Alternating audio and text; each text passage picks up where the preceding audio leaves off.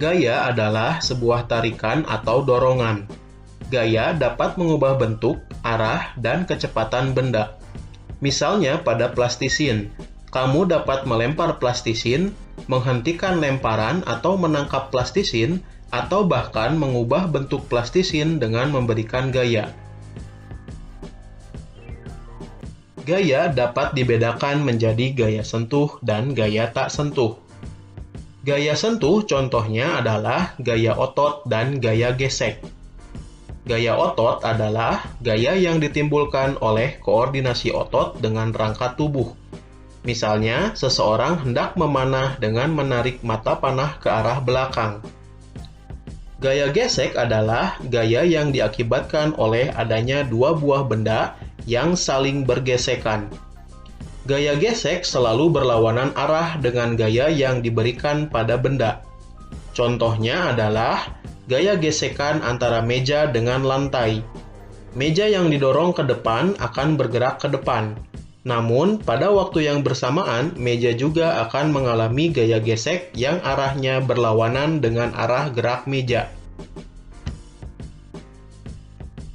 Gaya tak sentuh adalah gaya yang tidak membutuhkan sentuhan langsung dengan benda yang dikenai. Contohnya seperti saat kita mendekatkan ujung magnet batang dengan sebuah paku besi. Seketika paku besi akan tertarik dan menempel pada magnet batang. Hal tersebut disebabkan oleh adanya pengaruh gaya magnet yang ditimbulkan magnet batang.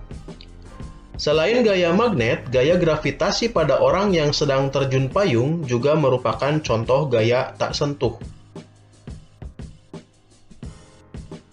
Pernahkah kamu berpikir mengapa saat berada di dalam bus yang sedang melaju kencang dan tiba-tiba bus direm, badan kita akan terdorong ke depan? Mengapa pada saat berada di dalam mobil kita perlu mengenakan sabuk pengaman? Sebelum mempelajari hukum 1 Newton, mari kita simak beberapa percobaan berikut ini.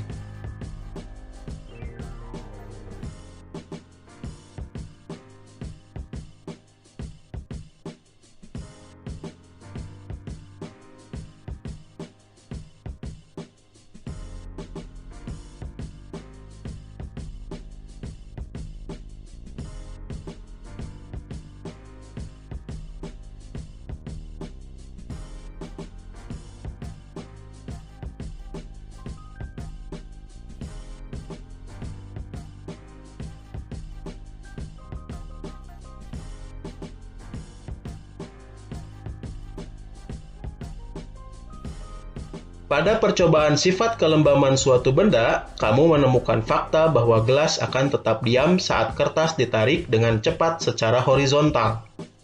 Hasil percobaan tersebut menunjukkan bahwa benda memiliki kecenderungan untuk tetap mempertahankan keadaan diam atau geraknya dengan kecepatan tetap yang disebut sebagai inersia atau kelembaman benda.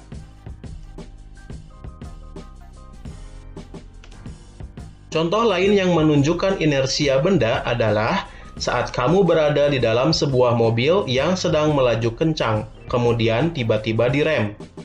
Badan kamu akan terdorong ke depan karena badan ingin mempertahankan geraknya ke depan.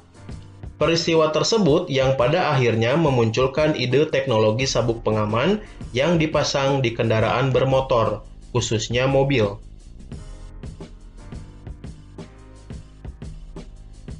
Newton menyatakan sifat inersia benda, bahwa benda yang tidak mengalami resultan gaya atau sigma F sama dengan 0 akan tetap diam atau bergerak lurus beraturan.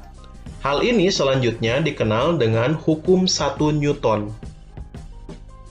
Hukum kedua Newton berbunyi, percepatan yang ditimbulkan oleh gaya yang bekerja pada benda berbanding lurus dengan besar gayanya, dan berbanding terbalik dengan massa benda. Di dalam kehidupan sehari-hari, kita sering menemui fakta bahwa pada saat memindahkan balok akan lebih cepat jika gaya yang dikenakan semakin besar. Hal ini dikarenakan gaya berbanding lurus dengan percepatan. Jadi, dengan gaya yang besar, maka akan didapatkan percepatan yang lebih besar juga. Contoh lainnya adalah saat memindahkan meja yang ringan akan lebih cepat daripada memindahkan lemari yang berat jika kita menggunakan besar gaya dorong yang sama. Hal ini disebabkan massa meja yang lebih kecil daripada massa lemari, dan massa berbanding terbalik dengan percepatan benda. Semakin kecil massa benda, maka semakin besar percepatan benda tersebut.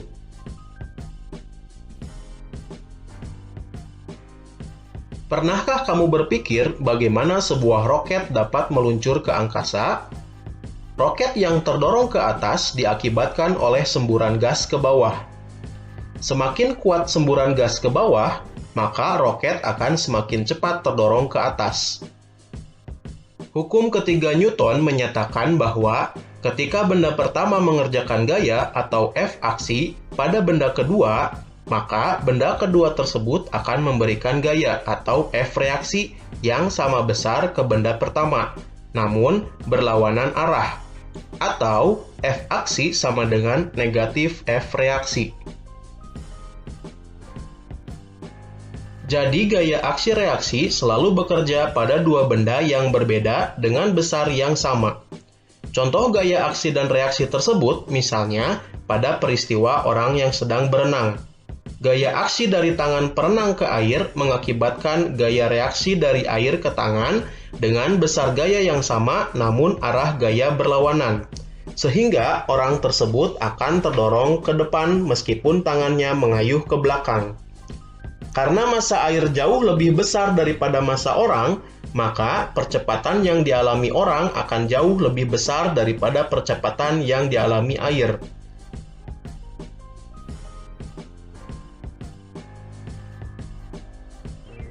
Tahukah kamu bahwa gerak burung terbang dapat dijelaskan dengan menggunakan hukum ketiga Newton?